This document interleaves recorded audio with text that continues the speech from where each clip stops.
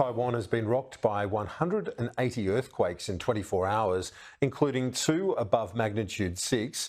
2 buildings are tilting dangerously to one side, but authorities say no one has been injured. Live to our Asia correspondent Stash Butler in Taipei, and authorities now looking to tear those buildings down as soon as possible, Stash.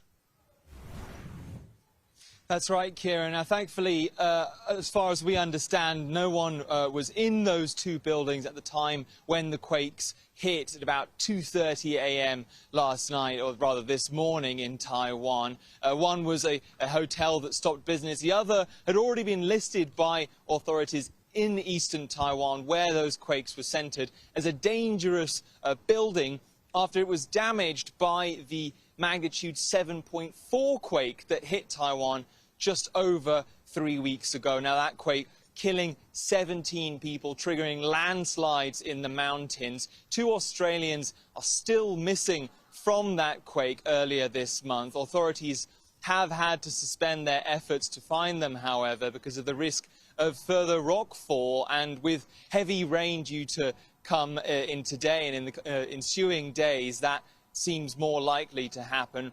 Authorities have taken DNA samples from the relatives of the 2 missing Australians, so that if they do find any clues to their whereabouts, or perhaps the remains of those missing people, then they can identify them. But these latest quakes really, Kieran, just serving to remind the danger that still exists for those rescue personnel as Taiwan seeks to recover from that deadly quake.